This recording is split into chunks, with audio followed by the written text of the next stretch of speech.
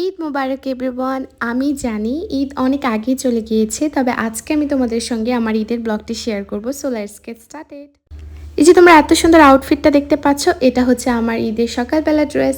সকাল সকাল ঘুম থেকে উঠে শাওয়ার নিয়ে একদম রেডি হয়ে সালামি কালেক্ট করতে চলে গিয়েছি। তারপর তোমাদের সঙ্গে আমার সালামি এবং আমার বোনের সালামিগুলো একটু ফ্লেক্স করছিলাম। যতই বড় হয়ে যায়, ঈদের সময় সালামি নেওয়ার মধ্যে যে একটা আনন্দ, সেটা হয়তো কোনো কিছুর সাথেই কম্পেয়ার করা যাবে না। আর এই যে দেখো, আমাদের বাড়ির ছোট্ট ছোট্ট বাবুগুলো কি সুন্দর করে ঈদের সকালবেলা রেডি হয়ে বাহিরে চলে এসেছে সবার থেকে সালামি নেওয়ার জন্য। এরা হচ্ছে আমার চাচাতো ভাই বোনের ছেলে মেয়ে। তোমরাই বলো তো, এত সুইট সুইট বেবিদের কি সালামি না দিয়ে পারা যায়? অ্যান্ড ওদেরকে দেখতে কিন্তু মাশাল্লাহ এক একটা পুতুলের মতো মনে হচ্ছিল। আর এখানে আমার চাচা আমার চাচিকে খুব সুন্দর করে পিকচার তুলে দিচ্ছিল। ব্যাপারটা আমার কাছে অনেক কিউট লেগেছে, তাই আমি ভিডিও করে রেখেছি। আর এখানে আমার বোন বারবার ওর সালামিগুলো গুনছিল। একজন একটু পরপর ওকে সালামি দিচ্ছিল আর ও গুনছিল কত টাকা হয়েছে।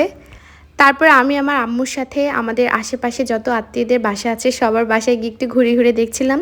তো আমার কাকি এখানে আমাকে তার ড্রেসগুলো দেখাচ্ছিল যে ঈদে কী কী ড্রেস গিফট পেয়েছে। প্রত্যেকটা ড্রেসই অনেক সুন্দর ছিল, তাই আমি একটু ভিডিও নিয়ে রেখেছি। আর কাকি আমাকে অনেক বেশি জোর করছিল কিছু খাওয়ার জন্য। তো আমি সেখান থেকে একটু শ্যামাইও খেয়েছিলাম, খেতে বেশ মজা হয়েছে।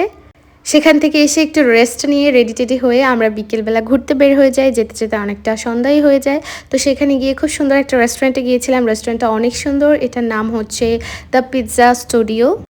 এই রেস্টুরেন্টটা একটা ওপেন স্পেসে করা, চারদিকে খুব সুন্দর করে লাইটিং করা আর ঈদের জন্য স্পেশালি ডেকোরেট করা হয়েছে, তাই আমার কাছে ভীষণ ভালো লেগেছে। আর এই যে তোমরা সুন্দর রেড কালার ড্রেসটা দেখতে পাচ্ছ, এই ড্রেসটা হচ্ছে আমার ঈদের মেইন ড্রেস। আলহামদুলিল্লাহ, ওই দিনটাতে আমরা সবাই মিলে অনেক আনন্দ করেছি। ঈদ ঠিক ঈদের মতো করেই পালন করেছি। আই হোপ তোমাদের কাছেও ভালো লাগবে। ওকে, বাই।